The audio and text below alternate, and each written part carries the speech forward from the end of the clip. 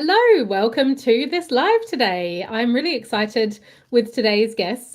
We are continuing our Inspiring Money Stories chat, and today we have Sarah Brown with us. And Sarah is someone who is also a member of my coaching community. And when I was talking about doing these Inspiring Money Story chats, Sarah put her hand up and said, "Oh, I've got an interesting story. I've been through this and I've been through that." And I thought, she sounds perfect. I would love to get her on the podcast and have her share all of her thoughts.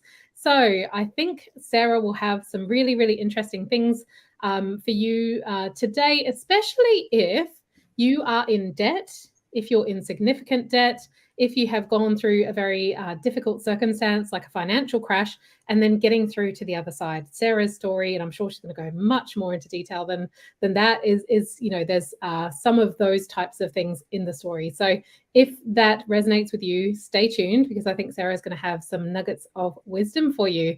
So first of all, welcome, Sarah. And can you tell us a little bit about who you are, what you do? Yes, thank you so much for having me. I, like you, am so passionate about women and manifestation and financial abundance and specifically financial independence. My whole thing is to teach other women how to become financially independent. Meaning, my thought on that is you don't have to work to pay your bills. You work if you want to, for purpose. And you have excess income every month coming in from passive sources. So that's my definition. And ironically, I started that goal when I was 19 years old. And this is where my story starts. I was actually pregnant, single, unemployed, and in bankruptcy. And I read a bunch of books, Rich Dad, Poor Dad being one. And I told everybody, this is what I'm doing. I'm going to be financially independent and I'm going to retire when I'm 40. And everyone rolled their eyes at me and was like, oof, maybe she needs to go to the loony bin. Like, this is not, they literally, no one believed me, but I knew. So that's when my manifestation started. I was not able to go to college, so I've never been to college. And I've never actually really worked. I've only worked for myself. So I started with what I had, which was my vacuum and my work ethic. And I started a service-based business, cleaning houses. And I quickly learned how hard it was to find employees and to scale. So then I hatched the idea, I'm going to start with a multi-level marketing company because they're everywhere and they're pitching multi-millions. And I was young and naive. So I started with Avon. And at that time I had 2 toddlers and I took them everywhere, knocking on doors, getting doors slammed in my face. And I built that into a multi-million-dollar business, selling Avon and recruiting other women who had kids to do the same. Because my thought is, if I can do this, I can show you how. And that's what I did. So I also am neurodivergent. So I have all kinds of wild, crazy ideas and I get bored really easy. So it got a little bit boring. So I decided with my partner, he's pretty brilliant and he had some product ideas. And so I said, why don't we start a company doing that, bringing his products to market? And he was an engineer and he's like, we have no money. How are we going to do that? So that's where the debt started. And I was like, no problem. I can get credit. I've already filed bankruptcy. I already know what that looks like. So we used his credit score to procure cash advance from all of our credit cards, his credit cards. And we took a second out on our house to start a manufacturing company. And it took 6 years before it started becoming really, really profitable. It was 6 long years. And in between that was 2005 to 2011. The 2008 market crash happened. And all that money that we took out of our house, the value disappeared, the equity disappeared, but we still owed all that money. Mm-hmm. So there were some other personal things that happened, like the death of a key employee, which kind of tanked our business. Our product had a fatal problem and needed to be recalled. And we had an international business. So it was an international recall. which if you can imagine, everyone wants their money back. They want to send their stuff back, and international shipping it was like the worst time ever. But the thing about putting yourself in a position and backing yourself into a hole is you have two options.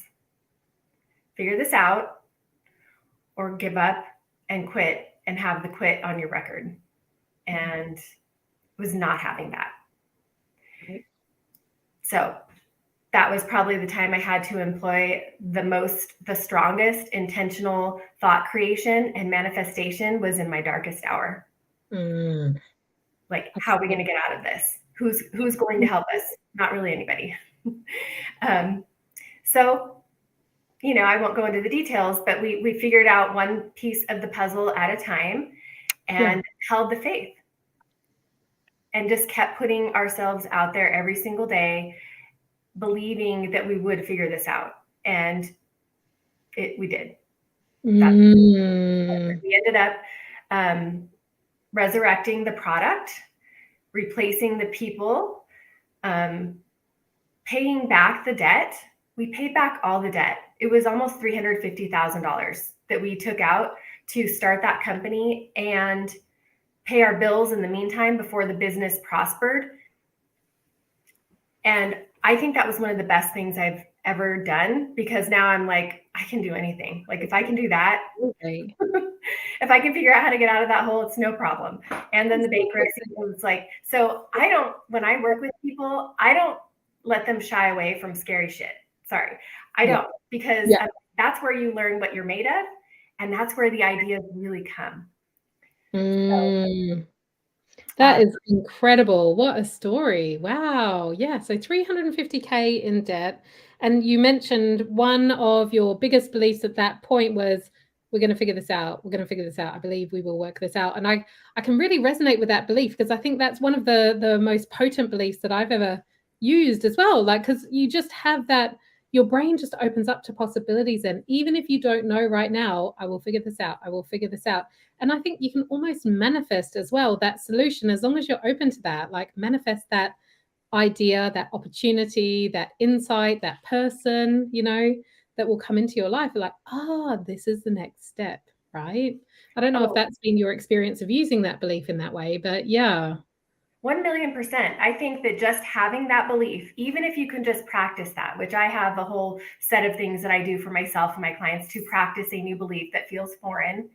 If you can just focus on that, it literally takes the blinders off. And if we go into neuroscience, the reticular activating system, and you do literally start to see the clues. And I've had this happen in every single business where I just started to see clues that were hiding in plain sight. But because I had that thought, I believed I'm going to figure this out. All of a sudden I'm like, oh, well, that might be an option. And then you explore it. Or, oh, they might know the answer. And so you ask someone boldly, and this is what leads to, the end solution. But it starts with that openness. Yeah. Absolutely. And I love what you say there, because I think that's really the core of manifestation. Sometimes it's like that little step, and the person being presented the opportunity, and you don't realize that is actually the solution that the universe has delivered. So you're like waiting for the debt to be paid off. The goal that you're manifesting might be like zero debt, like 350K paid off. But like along the way, there's going to be so many little intuitive hits and people and opportunities and things that are dropped into your lap. And we need to kind of be aware that might be one of your avenues out of this, So. Yes, absolutely. And that's another thing to touch on is tunnel vision. If you are just purely focused on how am I going to get out of this debt, you might be missing other opportunities. Like for us, it was collaborations, and it was other products and other distribution avenues. And if I was just like, I got to pay off this debt, I can't even think about this other stuff. Yes. I wouldn't have gotten out of the debt as fast, because it was those other things that got me out of the debt ultimately. So you have to keep your receptors open, that there's not just one way this is going to happen. Totally. It doesn't just necessarily mean paying down everything that comes in. Yeah, absolutely. And also I think when people are in debt, one of the things, and I know that I've done this in the past as well, and it didn't really serve me very well, was to focus 100% on the debt. And then often what you do is you get the debt back because that's what you're manifesting, because you're in that debt vibration, right? Whereas if you're just focusing on how do I grow, the money that's coming to me, how do I receive more? And then obviously as you receive more, debt gets paid down, you get more in your savings, everything elevates. But it's a very different place to, I must pay off the debt and get to zero. It's a completely different vibration. Yes, I think it's more, I'll just say it, I think it's more intelligent to focus on the creation of more revenue in business than to, get down the debt. It's a natural side effect. You're gonna lower the debt of the manifesting of other bigger things. And I've just always leaned that way, and it really scares my partner sometimes, because he will, which is good. Balance is good. Yeah. But for me, I'm like, what's the easy way? And for me, it's always easier to make more money than to try to, cut back on my spending or deprive myself. And when I say deprive myself, you know what I mean? Like focus on the debt and just like, let's live less so we can pay another $100 to the debt. No, I'd rather make another $1,000 a month. How do we figure that out? Yes. That's Yeah, absolutely. Absolutely. So it sounds like some of the key things that really helped you when you were in that place was focusing on growing your revenue, focusing on the abundance, focusing on that question, how can we grow that? And then also that belief, exercising that belief, we'll figure this out. How do we figure this out? And then it sounds like also you brought in, well, what's the easy way to do this? Asking yourself that question to see what comes up. Is there anything else that was really key for you that, if someone's in this situation where they've got significant debt and they're maybe worried about how to get out of that, what else might you say to them to help them? That there's not one size fits all. When I work with people, I really am adamant that we find your recipe. If you want to make $1 million, there's recipes all over the internet.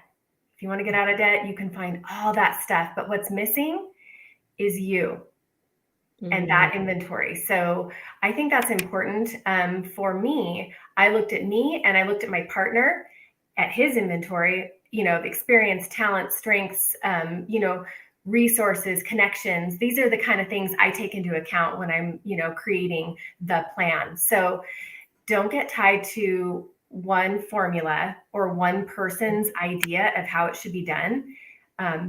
The second part of that is my company of helping women is called Already Her. And the name means you have everything inside of you right now. I believe that with all of my heart and soul. And things happen in life and we lose touch with that. Or people tell us what we need to be, who we need to be, how the world works. So I think there's significant power in tapping a woman back into that intuition, as you say, and worth and belief in herself and her capacity. So these are like things that are hard. Some people are like, oh, just give me the $1 million recipe. I just want that. Give me the how. And I'm like, no, you need this other part too. And once you pair the two together, that's when things go fast and it's really powerful. Absolutely. Absolutely. Yeah. Wonderful. So adding that in there as well, like you've got those answers inside of you, and really activating that inner wisdom.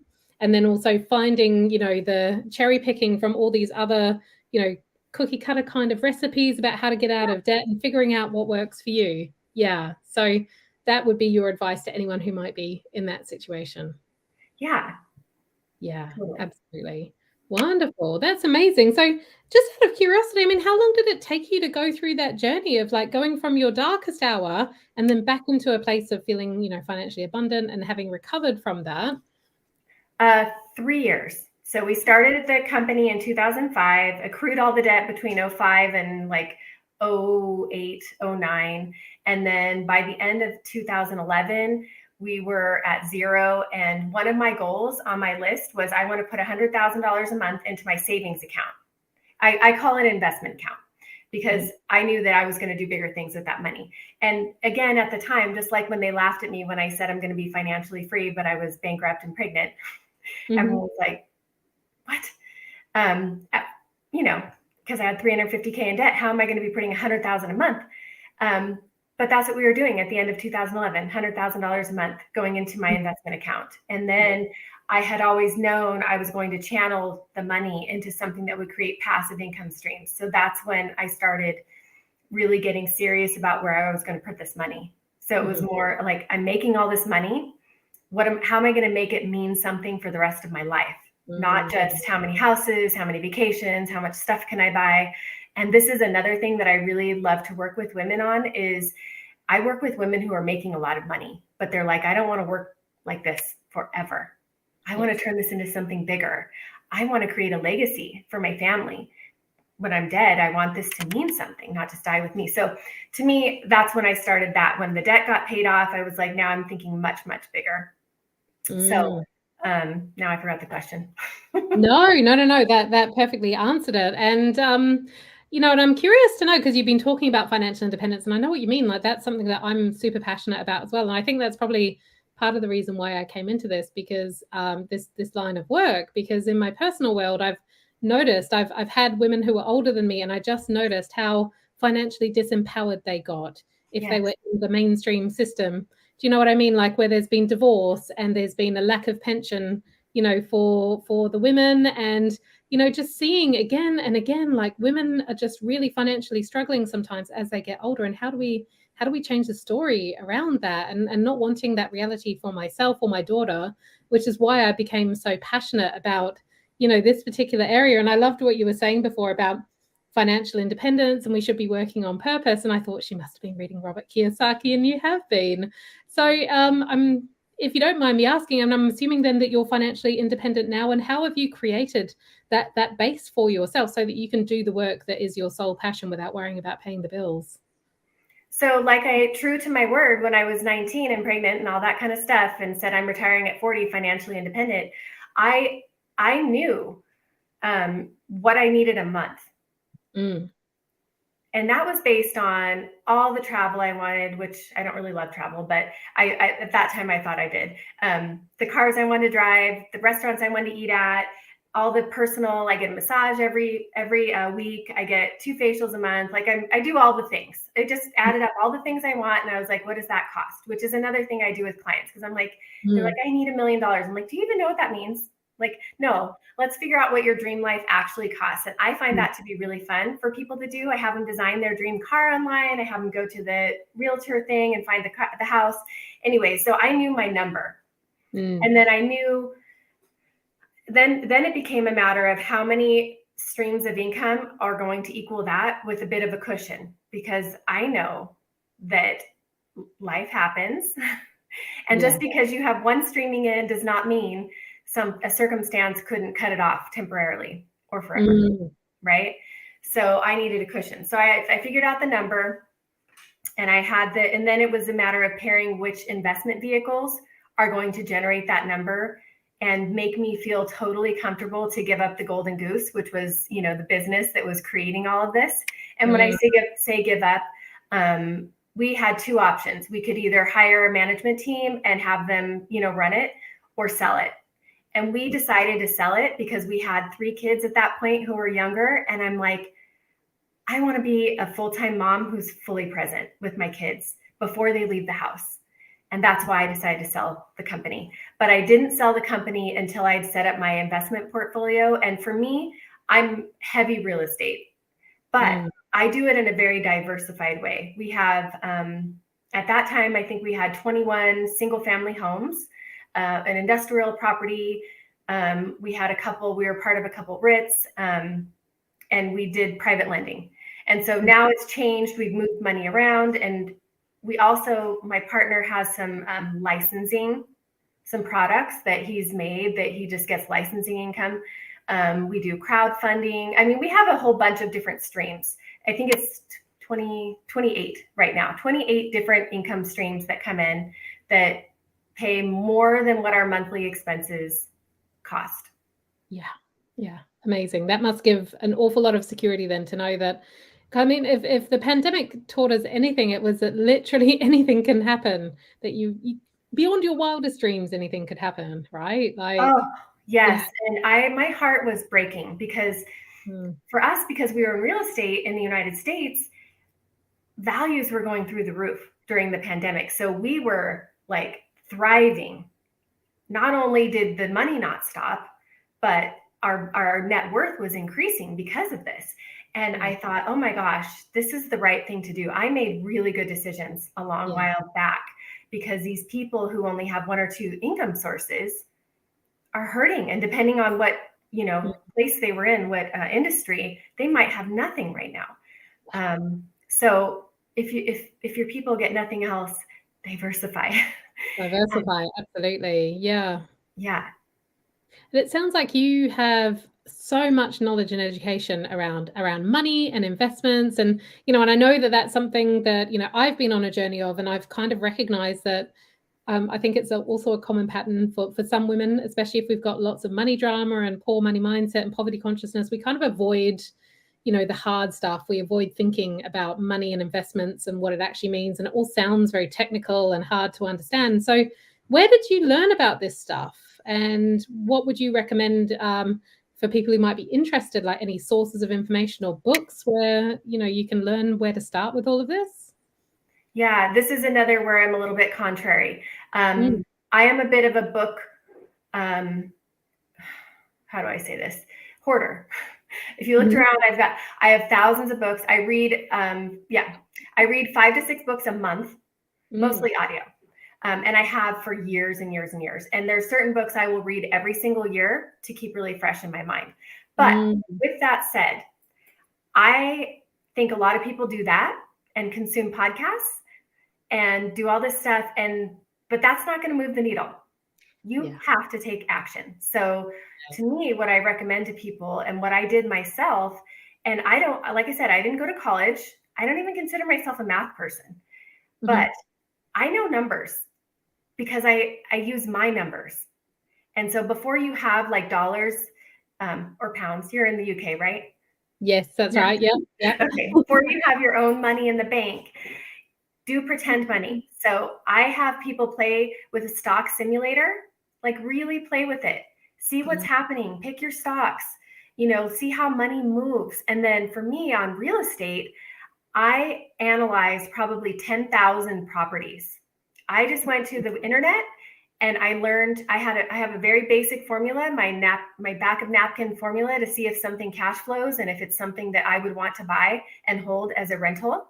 And I just ran the numbers using my simple formula before I had any money. I did that so that when I saw a property, I knew it was in my subconscious. That's a good deal. We're making an offer.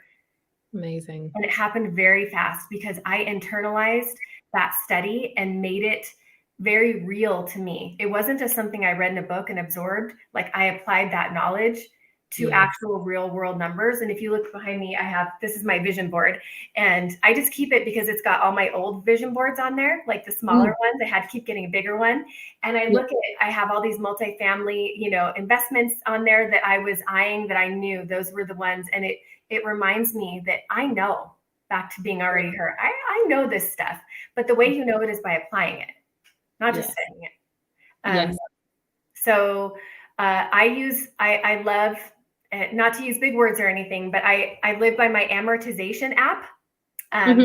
So to figure out, returns and what debt's going to cost me. And then, like I said, the stock simulator app. And then in the United States, I absolutely love Zillow because it estimates, it gives you taxes and insurance. And you can find calculators all day long, cash flow calculators online to, crunch numbers. So that kind of stuff, Rich Dad, Poor Dad, everybody needs to read that. Yes. Great book. Another favorite of mine is called Killing Sacred Cows by Garrett Epperson. I don't know if you've read that. It's non-standard because he also believes in debt. And I love debt for the leverage. And I use another big word, arbitrage a lot. I borrow at a small rate and then I invest at a higher rate. And then the difference is called spread. And I love doing that. The last piece on that is you're not allowed to get intimidated. Like these things are not scary. You are having a thought that is not serving you. And you would be wise to work with someone like Keri or other people who deal with the blocks and the mindset. I'm less on that, and I'm more of the hands-on tactical, I must say. I really like to pair with people like you who can help people work with their blocks and then send them to me. And I'm like, now let's get you rich. Like, let's do the things, and I will hold your hand and take you to the millions. That's what I love to do. But the blocks have to be dealt with. You can't just pile the tactics on top. You cannot. Yeah, absolutely. Because you get, I mean, I've played around with those stock simulators before, and I've played a little bit around with that. And when you're not managing your mind around that it's the psychology side of things that gets you every single time. You know, and I've been to a few stock market kind of seminars. I don't play with stocks very much. I've gone much more into real estate before because I kind of understand that a little bit more. But you know, and it's always the psychology, whether people are getting in or out. It's always that. You know, so it really showed me how important it was to really manage your mind when you go through this. And it's all about the data. It's all just about, you know, whether or not it's a sensible decision or not. You know, we need to take the emotion out. Yeah. Right. And that's where I'm glad you said that, whether or not it's a sensible decision. And I think that can really hurt women sometimes because they're looking outward. Is this a sensible decision? Like they're asking around and like they don't trust themselves. Yes. No. And so to me, you need to know what your parameters are. Like, what is a sensible decision? It might be for me, but it may not be for you at all. So you kind of have to understand like what your end game is. And then how does this fit into it? It's not good or bad. It's just, does it fit into my end game? And do I even know what my end game is? I make people get crystal clear. I won't work with them unless they're going to, you know, commit to like getting really clear on what their end game is. Like I was saying, like that monthly number. Yes. Because we're doing financial independence. That kind of stuff. Amazing. Gosh, it sounds like absolutely amazing work that you do. You know, I got a little bit into real estate before. We're going to have the coach that I worked with before on this podcast soon as well, Alex Louise Brown. So she's someone in the UK that sounds a little bit similar to you, and she takes people through property specifically and helps them to get on the property ladder and get financially free through property. And and it is such an amazing journey. And we need to learn all of this stuff. We need to learn, you know, the foundations around this is how you analyze a property. This is how you work out if it cash flows. And I think, you know, to come back to what you were talking about before, when you get that knowledge, it's opening up your reticular activating system as well. So, you know, you start to spot, this is a good deal. Maybe I should do this, you know, or maybe you start to meet people that you can joint venture with and like, oh, okay. Like, you know, so I got into a joint venture group with property and I didn't have a huge deposit or amount of money, but we were able to joint venture together and do something really big, you know, and it was amazing. But you need to like get into that and start getting okay with being in a world where you maybe don't know a lot, and it's okay to start learning all of that. And then it opens you up to so much more, doesn't it? Absolutely. And I love that you mentioned the joint venture because I think that's where things get really, really fun. Because, you know, at this point, I don't love analyzing numbers as much. I love being the money partner. But then there's women, I like women better, but I'll work with a man. I do. Who, you know, he's out there feet on the ground, finding the deals and stuff and bringing them my way. And so, you know, I just love doing, and then there's people who want to do the work, the rehab work. And I just love this collaboration, and I'm one bossy bitch. So I love managing all of them, and then creating something for all of us to win. Yeah. And then I get to expose them to, you know, the financial side. And I know so much about construction now because, you know, it's part of it. And then I can also, you know, speak to the psychology piece of working with potential sellers. You know, that is completely emotional. And, you know, you have to have that whole ability to, you know, have connection and empathy with humans. And I see that a lot with other investors. They don't know that piece. So you know, there's just so many pieces to the puzzle. And if you're like, oh, there's so many pieces, or you could be like, this is so exciting.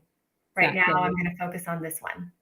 Exactly. And if that's it, I mean, that's where I found that interest in property. As soon as I started learning a little bit about property, I was like, ooh, this is interesting. Whereas, you know, with the stock markets, I was like, oh, I'm kind of having to force myself here. This is interesting. I think it would be good, but this is really interesting. So I kind of followed that passion. And I love what you're talking about there with, you know, how you get to these JV places, you start to do these deals, you start to learn about how to talk to people who are buying and selling, and, you know, and it's an emotional decision if they're selling their house and all that kind of stuff. And, you don't even know any of this when you're outside of this world. What I love about as soon as you set foot into that world, you learn so much more and you start to talk to new people, and it just opens everything up. And that's where I think it's almost like the law of attraction starts to get on steroids then, because you need to like have that courage to take that step, even though you don't know that much, even though you might have hardly any money compared to other people, but it really opens things up. I wonder what your take is on that as to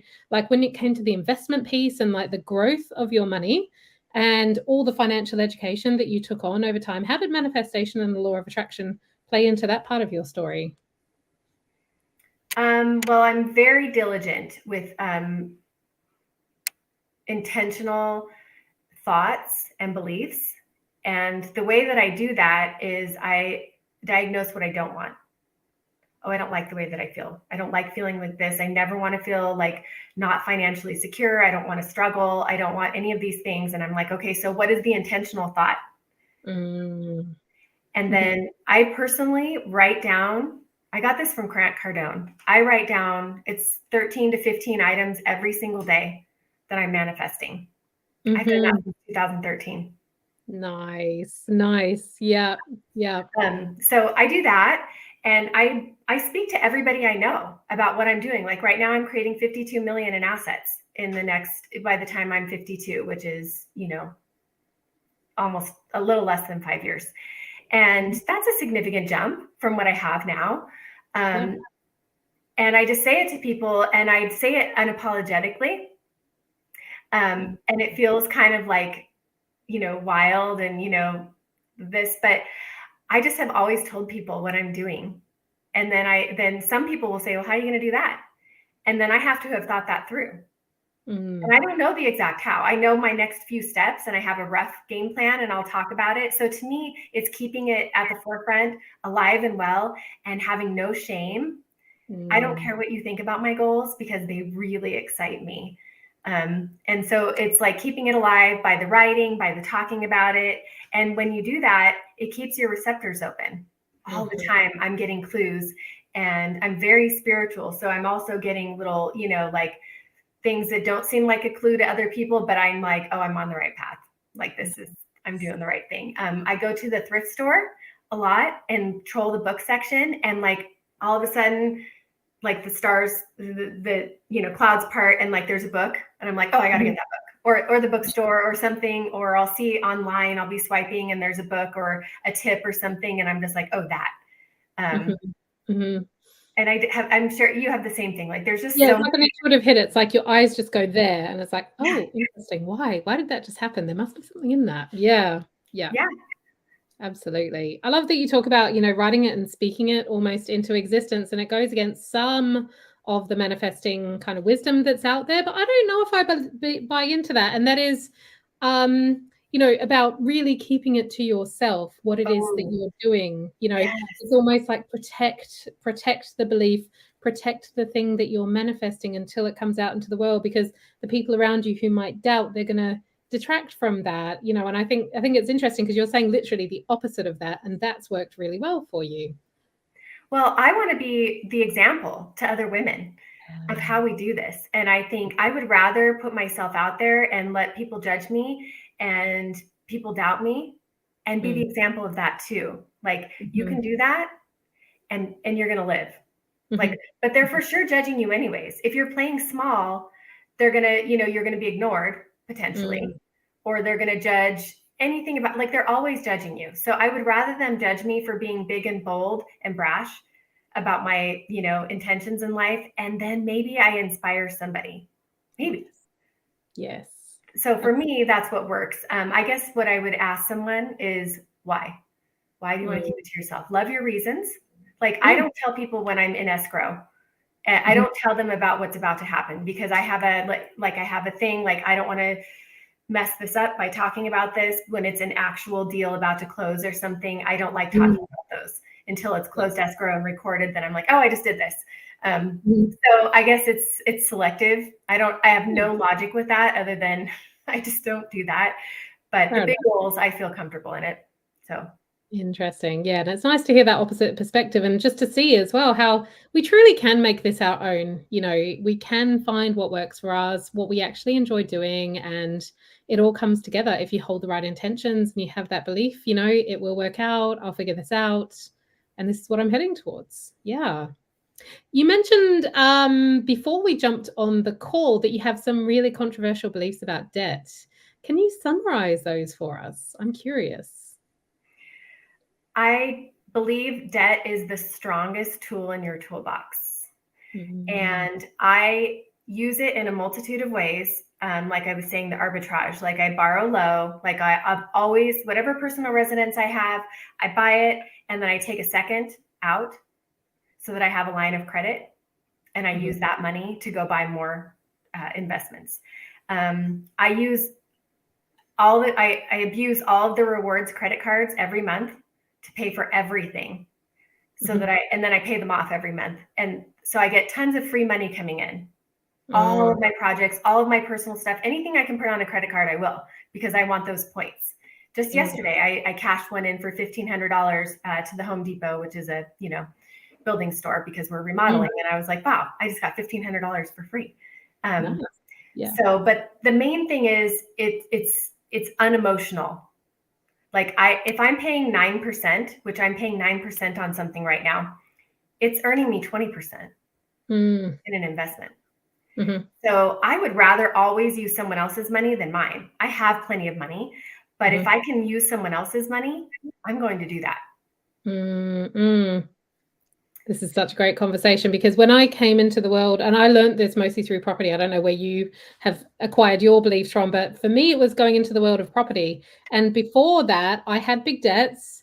And actually, when I started working with my coach, who is a property coach, and I had big debts at that time, and she was helping me to get myself out of that and into a better financial position. And I felt broken financially and like I was never, ever going to be able to get out of this, and that debt was the worst thing ever. And all of those kinds of beliefs. And then going into the world of property, and I didn't know the word for it, arbitrage, that you mentioned before, but I started learning how people use money in a very different way. And it's like, oh yeah, I use other people's money, as you said, and I borrow at this rate, but then I make it this rate. So the net difference is a profit for me. And I was like, whoa, mind blown. I didn't even know that we could do this stuff with money, so I think it's really interesting to see. I guess what I'm saying is if you're in debt at the moment and you might have all these thoughts and feel, really stuck with it and burdened and like it's never going to change, just know that your perspective on debt can shift significantly. And I can definitely attest to that because I've been on both sides of the camp and come out the other side and gone, oh, it's actually a tool that I can use. And this is really interesting, so. Yes, I really encourage people to just at least become neutral. Try to become neutral to it. And then maybe you align yourself and you hear stories. And I can tell you a really quick story, which I find really fun when I tell people this story, because they're like, what? So on my vision board, I had a black Range Rover for years. I could not afford that for years. And I just always knew I'm getting that car. I'm just getting it. So one day I was like, I'm going to get the Range Rover. But I'm like, I'm not doing it. I'm not going in there and doing this normal thing. So what I did was, at that time, it was $85,000. I bought a cottage. I paid $85,000 for my cottage. And then I went to the Range Rover dealer and I got it at that time, a 2% loan. And I financed the entire car, which is like, makes people want to just tear their hair out. Like, why would you do that? But what happened is the rents from the cottage paid my payment. Yes. In 5 years, I owned a cottage outright and my Range Rover. Nice. Yes. Yes. This is what people do with money, right? Like when you start to understand the inner workings of money and how you can actually leverage it, this is what's possible. And I think it's just an absolute crime that we're not taught this stuff. We have to learn it ourselves and we have to actively seek this information to see what's possible. But that's an incredible story. I love that. So you come out with a house and a car, your dream car. Right. I mean, why would I mean, to me, I'm like, I'm never buying a car the normal way. Never. It might get more challenging because interest rates are higher now, but it's like, to me, and then, there's a whole nother thing with using a whole life policy, which I won't even get into that, but there's so many instruments and so many options that you don't know about. And once you become an accredited investor, which that might be a United States thing, but you have even more things open to you. So again, when you're saddled with the debt or things are feeling a little bit hopeless, you have to know there's so much more that you don't even know about. Yes. And there's dreams you haven't even thought to dream about that can exist for you, every single person out there. And I'm living that example, and I will just continue to talk about it. Yes. There's one more thing I wanted to touch on, which I feel like happens a lot, is women feel intimidated because they think they don't know enough. Yeah. Or someone will say a word or a concept or an acronym, EBITDA, cash on cash, cap rates or whatever, and you're like, I don't know what that means. Yeah. You don't know. You don't need to know what all of it means. Google is right at your fingertips. Also, if you're in a meeting with powerful people, which I've been in lots of meetings when we were selling our company, it was a private equity group who bought it, and they were so smart. They were all like MBAs, PhDs, all, in suits. And I was very intimidated. And, I've dealt with lots of CPAs and lawyers and all this kind of stuff. And I've been the one paying them.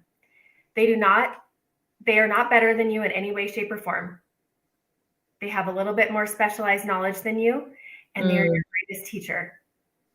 And intimidation is not serving you, but absolute curiosity is how you're going to get your deepest wisdom and lessons from asking these people questions and letting them educate you. And so back to your other question of how to learn, that's how I learned. I had really smart people, and I just picked their brains till it got obnoxious. I love that. I love that. So just noticing that intimidation, seeing if you can switch and pivot that over to curiosity. What can I learn here? Yeah. Great advice. That's been hugely inspiring talking to you. I feel really inspired by some of the stuff that you've shared today. And, and I'm like, wow, I've got to go and read this book, and I've got to go and look at some other things and update my vision board. So yeah, it's been wonderful. Thank you so much for sharing your story and sharing, more about what's possible as well. If anyone's kind of curious about your work and wants to have a look at working with you, where can they find out more about that? I'm not great with keeping my back end stuff updated. I'm super feet on the ground helping people. So my website, I have a wait list going right now. I'm going to be taking more clients in October, but my website is alreadyher.com. And I love to meet with people for free for 15 minutes on a Zoom chat. So I'd love it if you reached out to me and we could just kind of see what you want to do. And I'm going to help you in that 15 minutes, but then decide if it's good for us to work together further, because I'm really focused on women who are looking to do really big things. Yeah. And if you're like, oh, I'm not quite there yet, I have a whole handful of people like Keri who I would refer you to, and then maybe later we work together. But my primary offer that I do, if we're a good fit, is it's kind of a 1.5 hour deep dive. And then I go back and work with my assistant, and I create the actual, I call it a millionaire blueprint, based on everything we went through in that 90 minutes. And it's like an inventory of you and your nervous system and your strengths and your experience and your assets and your debts, everything. We kind of just take a snapshot, and then I turn that into the actual strategy with milestones and daily action steps in a PDF. And I give you that. And then we go over it again for an hour and a half. And that's my primary offer. And then, sometimes people want to work together to implement it. And I, have an offer for that too, but that's my primary one. I just mostly want people to get their blueprint. I just love that. This is what you're going to do. If you want to do it, great. If you, right now, later. So amazing. And I know at least one person actually already that I'm going to send her this recording, because I think she might be interested. But one thing that people might want to know is that's US specific only, because I'm based in the UK, but I have people from both sides of the pond. So yeah, do you work with people only in the US, or? I haven't, because I will be honest, I'd be a little bit intimidated because I don't know the specifics, and I would hate to give malinformation, but I know with 100% of my being that I can help you flesh it out. And I may not know the exact specifics, but you do. Potential client knows what's going on there. And we can sense that stuff out. So yes, I will absolutely help you. And I'm just a huge believer in every one of my businesses is that I always over deliver. Like if you're not happy and you're not ready to go tell 5 people how happy you were, then I'm not done with you. We got more stuff to do. So brilliant. yes, Brilliant. answer. Amazing. Well, thank you so much for your time today. It sounds like, such great work and such needed work as well. So yeah, wonderful. Thank you for your time, and Thank you, hope to speak to you soon. Yes. Bye.